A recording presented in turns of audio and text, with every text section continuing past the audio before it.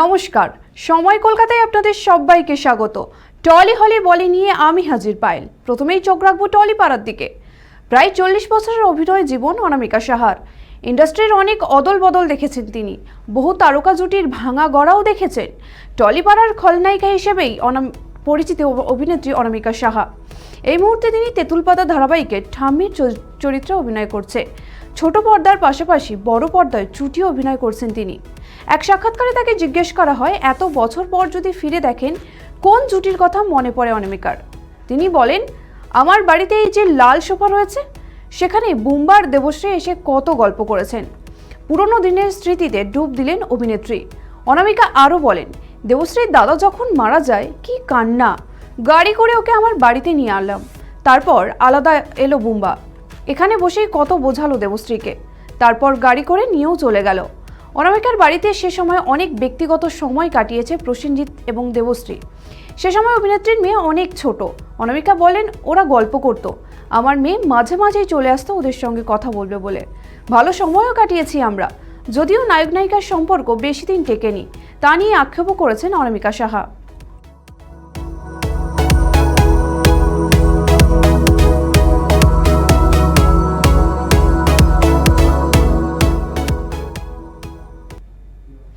বয়স কত শিবপ্রসাদ মুখোপাধ্যায়ের? প্লিজ আপনারা এই প্রশ্ন করবেন না।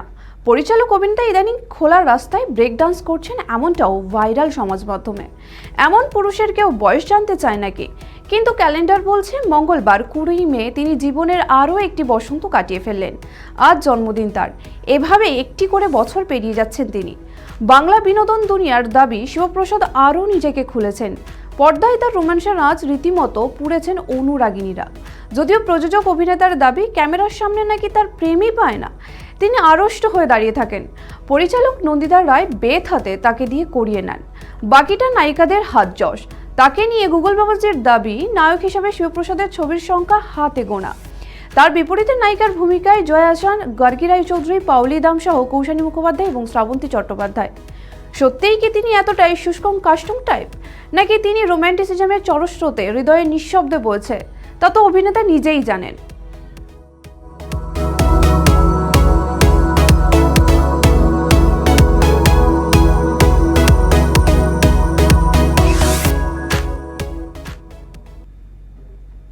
অভিনেত্রী তথা প্রযোজক নীলাঞ্জনা শর্মার ব্যক্তিগত জীবন নিয়ে বিপুল কাটাছড়া হয়েছে। অভিনেতা যিশু সেনগুপ্তের সঙ্গে সংসার ভেঙেছে তার। এখনও অবশ্য প্রকাশ্যে কোনো বিবৃতি দেননি যুগলে। শোনা যায় 2 মেয়ে সারায় ও সেনগুপ্ত এবং যারা সেনগুপ্তকে নিয়ে দক্ষিণ কলকাতার বাড়িতে থাকেন নীলাঞ্জনা। যিশু নাকি অন্য একটি ফ্ল্যাটে আলাদা থাকেন, তবে এ নিয়ে কোনো মন্তব্য করতে চান না তারা। একের পর এক ইঙ্গিতপূর্ণ পোস্ট নিজের সমাজ মাধ্যমের পাতায় পোস্ট করেন নীলাঞ্জনা। যে পোস্টে তিনি লিখেছেন, আপনারা শুনতে পাচ্ছেন, পর্দায় নয় বাস্তবেও সুপার হিরো রয়েছে। তারা হলেন সেই সব মায়েরা যারা একা হাতে তাদের সন্তানকে বড় করেছেন।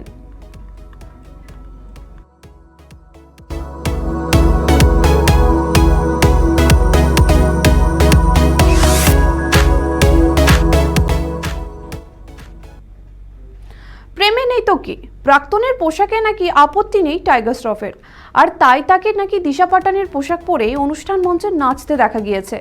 এমনই গুঞ্জন ছড়িয়েছে বলিউডে। সত্যি এরকম কিছু কাণ্ড ঘটিয়েছেন নাকি নায়ক?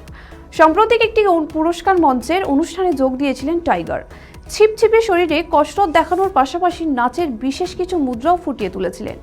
খবর, এই অনুষ্ঠানে তিনি জিন্সের সঙ্গে বেছে নিয়েছিলেন সিকুইনের ঝলমলে টপ। এই ধরনের টপ নায়িকারাও পরেন।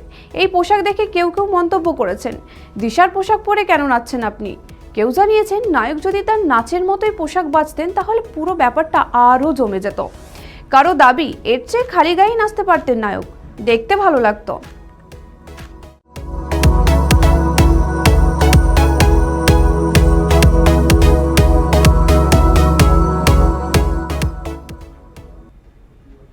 অভিনেত্রী উর্বশী রৌতেলাকে নিয়ে গত কয়েকদিনে বিতর্ক কম হয়নি। ৭৮তম কান চলচ্চিত্র উৎসবে অভিনেত্রীর সাজ পোশাক নিয়ে বিপুল সমালোচনাও হয়েছে। তার 2 সাজই পছন্দ হয়নি অনুরাগীদের। সমাজ মাধ্যমের পাতায় উর্বশীর সাজ নিয়ে হয়েছে বিস্তর কাটাছেঁড়া। তবে লাল গলিচায় হাঁটার পরেও মন ভালো নেই অভিনেত্রীর। সম্প্রতি এক সাক্ষাৎকারে সে কথাই বলেছেন অভিনেত্রী। তিনি আরও বলেন, মাই আমার অনুপ্রেরণা। কিছুদিন আগে একটি বড় দুর্ঘটনা ঘটেছে, হুইলচেয়ার ছাড়া কোথাও যাতায়াত করা খুবই অসুবিধা হচ্ছে মায়ের। তাই কান চলচ্চিত্র উৎসবে মাকে সঙ্গ না নিয়ে আসতে পারার জন্য অনুতপ্ত উর্বশী। প্রসঙ্গত এই উৎসবে দুদিন যে পোশাক পরেছিলেন অভিনেত্রী তা নিয়ে কটাক্ষের মুখে পড়তে হয় অভিনেত্রীকে।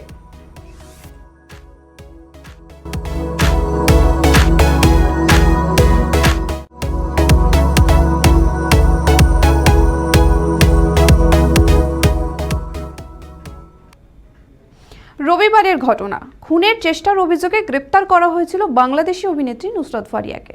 অবশেষে নায়িকার জামিনের আবেদন মঞ্জুর করল আদালত। ঢাকার চিফ মেট্রোপলিটন ম্যাজিস্ট্রেট আদালত মঙ্গলবার সকালে এই আদেশ দেয়। বাংলাদেশের সংবাদ মাধ্যম প্রথম আলো সূত্রে খবর, নায়িকার আইনজীবী মোহাম্মদ ইফতেখার হোসেন জামিনের কথা জানিয়েছেন। সোমবার সকাল 10টার পর জেল হেফাজত থেকে নায়িকাকে আদালতে তোলা হয়। তার মাথায় ছিল পুলিশের হেলমেট, পরনে বুলেটপ্রুফ জ্যাকেট। মহিলা পুলিশের কড়া পাহারার আদালতে তোলা হয় নুসরাতকে। আদালত কক্ষে দেওয়ালের দিকে মুখ করে ঠায় দাঁড়িয়েছিলেন নায়িকা। তারপর ইজলাসে আসেন বিচারক সারা ফরজান হক।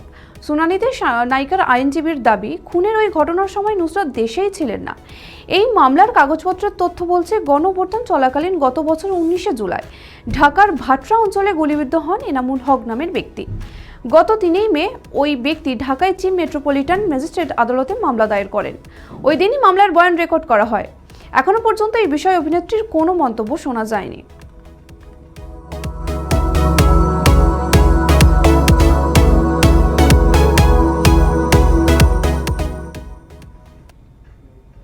টলি হলি বলে এখনকার মতন এই পর্যন্তই। পরবর্তী খবরের জন্য চোখ রাখুন সময় কলকাতায়। সময় বলবে সময়ের কথা।